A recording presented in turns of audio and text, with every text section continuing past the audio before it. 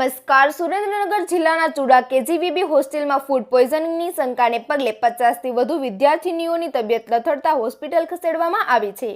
કેટલીક વિદ્યાર્થીનીઓને વધુ સારવાર માટે રિફર કરવામાં આવી. ઘટનાને પગલે આરોગ્ય વિભાગ અને પોલીસનો કાફલો સ્થળ પર પહોંચ્યો છે. આ દરમિયાન વાલીઓમાં ભારે રોષ જોવા મળી રહ્યો. ફૂડ પોઈઝનિંગનું ચોક્કસ કારણ શું છે તે અંગે આરોગ્ય વિભાગ દ્વારા તપાસ શરૂ કરવામાં આવી છે. હોસ્ટેલમાં વાસી ખોરાક આપવામાં આવતો હોવાના આક્ષેપો થયા છે, પરંતુ તેની સત્તાવાર પુષ્ટિ હજુ સુધી થઈ નથી. વધુ સમાચાર માટે જોડાયેલા રહો આરપી ગુજરાત ન્યૂઝ રાજકોટ. બધા છોકરાને લગભગ 100 થી 200 છોકરીઓ છે. બધાને ફૂડ પોઈઝનિંગ થઈ ગયું છે. મારી છોકરીએ મને કીધું કે સાંજનું ખાવાનું અમને રાત્રે આપ્યું છે. એ સવારે બનાવ્યું હતું ને, સવારે, બપોરે નહીં, સવારે બનાવેલું રાત્રે આપ્યું છે. આ લોકોએ આ એમના છોકરા નથી, અમારા ગરીબના છોકરા છે, એટલે આવું કરવાનું. આ ઘટના બની તમને જાણ કઈ છે? ખબર મને એક પણ કોઈની જાણ નથી આવી. જે બીજી છોકરીના કોઈ વાલી આવ્યા હતા એ લોકોએ મારી છોકરી દ્વારા ફોન કરાવડાયો. મારી છોકરી રડતી હતી ફોનમાં કે પપ્પા મને લેવા માટે આવો. હું દોડતો લેવા માટે આવ્યો છું કામ પરથી. ઇમરાનભાઈ મોહમ્મદભાઈ ઢોડીસર રડોલથી છું. મારી છોકરી અહીંયા હોસ્ટેલમાં કેજીબીમાં રહે છે અને સાયન્સ સ્કૂલમાં ભણે છે. એટલે સવારનું જમવા બનાવેલું સાંજે જમવા આપ્યું છે, તે પછીની છોકરીઓને તકલીફ પડી છે. બધી છોકરીઓ વાલીને ફોન કરવાનું કીધું. બેને ત્યાંથી જે કેજીબીમાં બેન રહ્યા એમને ફોનમાં વાત નથી કરવા દીધી. ત્યાંથી દવા આપી, એમને પેટમાં દુખતું હતું મારી છોકરીને, ત્યાંથી દવા લી, બાકી વાત નથી કરવા દીધી. બેન જે દિવસે ત્યાં પહેલાં વૈશાલી બેન કરીને હતા, એ બેનનું કામકાજ કમ્પ્લીટ હતું. અત્યારે જાણના તે બેન આવ્યા છે, બીજા બેન, એ બેન નથી ફોનમાં વાત કરવા દેતા છોકરીઓ સાથે, કે નથી કોઈ જાતનો નાસ્તો ઘરનો રાખવા દેતા. ચોખ્ખી ના જ પાડે છે. કયું ગામ તમારું? રડોલ. રડોલની કેટલી છોકરીઓ ભણે? રડોલની અમારી 15 છોકરીઓ છે. કેટલી છોકરીઓ ખરાબ છે? અમારી 2-3 છોકરી જ કમ્પ્લીટ છે, બાકી 12 થી 13 છોકરીઓ બીમાર છે. અમુક છોકરીઓ લીંબડી લઈ ગયા છે ને અત્યારે ત્યાંથી અમને સુરેન્દ્રનગર લઈ જાય. એ પહેલાં અઠવાડિયા પહેલાં હું અહીંયા તો પાણીની તકલીફ હતી. અમે બેને કમ્પ્લેન કરી કે પાણી નથી મળતું છોકરીઓને. આખો દિવસનો 10 કુલર લાવતા હતા, એમાંથી એવડા એ બધી છોકરીઓને પાણી પાય 2 ગ્લાસ આખા દિવસના દેતા. હવે આખા દિવસના આપણે પાણી પીએ તો કેમ થાય 2 ગ્લાસમાં?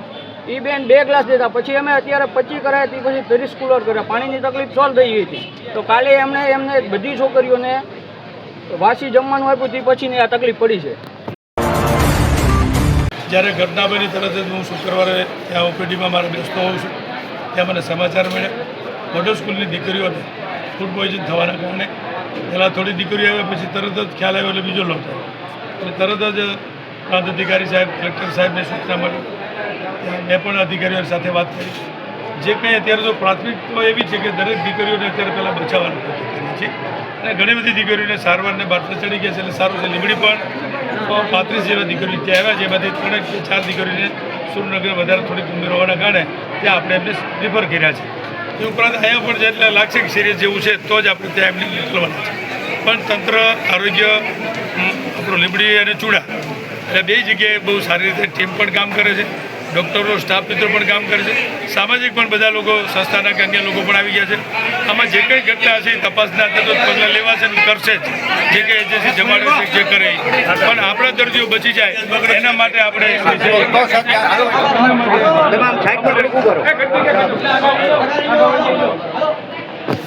એના માટે કલેક્ટર સાહેબ મેં આવતા ફોનમાં પણ વાત કરી છે. સાહેબે કીધું અત્યારે પ્રાથમિકતા આપણે દીકરીઓ બચી જાય, દીકરીઓ જે ભણતી હતી દીકરીઓ બધાને સારવારમાં છે એમાંથી ગંભીર હોય એની કાળજી લેવાય અને બચી જશે. ચૂડા તાલુકાના કુંડલા ગામથી છું. મારી 2 દીકરીઓ ચૂડામાં ભણે છે. એમાં મારી એક દીકરીને ઝાડા ઉલટી થઈ ગયું છે અને એને મોટી દીકરી અહીં દવાખાને લઈને આવી. પછી અહીંયા મારા જેઠ નોકરી કરે ને એમને અમને ફોન કર્યો એટલે એમાં આવ્યા છે. અને ત્યાંના હજુ હોસ્ટેલના બેન કે કોઈ શિક્ષકે, કોઈ અધિકારીએ હજુ વાલીને જાણ કરી નથી. તો એમને જાણ કરવી પડે ને. એટલે તમને કેવી જાણ થઈ? અમને આ મારા જેઠ દવાખાનામાં નોકરી કરે છે ને એમને ફોન કર્યો કે તમારી દીકરીને આ લાયા છે. અને ઈવડા એમને તો હજુ અમે ડેલોય નતા ખોલતા. અમે પરાઈને ડેલો ખોલાવરાયો ને બીજી છોકરીઓને અમે આ દવાખાને પછી લઈને આવ્યા.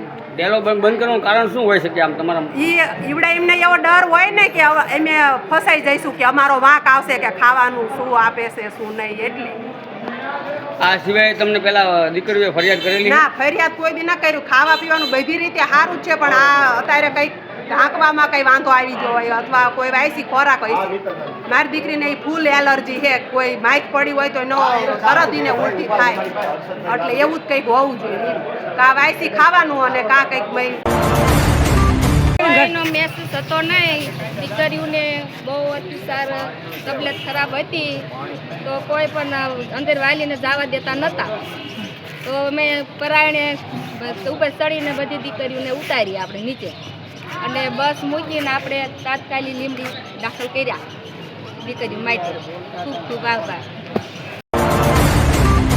મારું નામ મીઠાપરા સુરેશભાઈ અર્જુનભાઈ, ગામ રામદેવગઢ. મારી દીકરી પણ KGBમાં ભણે છે. એને પણ આવી બધી ઘણી બધી તકલીફ અમે વાલીઓ કોઈ પ્રશ્ન કરીએ તો અમારી દીકરીને હેરાન કરવામાં આવે છે અને અમે આવી અમારી દીકરી કહે કે પપ્પા તમે અહીંયા કોઈ જાણ ન કરતા નકર અમને હેરાન કરે છે. હું ચૂડા CRC દવાખાના હાજર હતો. મને જાણ થતાં અમે દોડીને બધું કામ કર્યું. ચૂડાના સ્થાનિક માણસોનો હું આભાર માનીશ કે એ લોકોએ પોતાના પ્રાઇવેટ વાહન ગામના માણસોએ ઘરેથી પંખા લાવી અને આખો દિવસ જે મહેનત કરી ભૂખ્યા અને તરસ્યા તો એ બધાનો હું દિલથી આભાર માનીશ. મારું નામ ગાબુ ભલ્લાભાઈ ગોરધનભાઈ. મારી દીકરી KGBમાં ભણે છે, અભ્યાસ કરે છે. ત્યાં અવારનવાર મને ફરિયાદ કરેલી જમવા બાબતમાં કે પપ્પા અહીંયા આગલા ટાઈમનું ગરમ કરીને ખવડાવવામાં આવે છે અને આ તમને જાણ કરવી અમે અને તમે કંઈ પગલાં લો તો અમને દબાવવામાં આવે છે.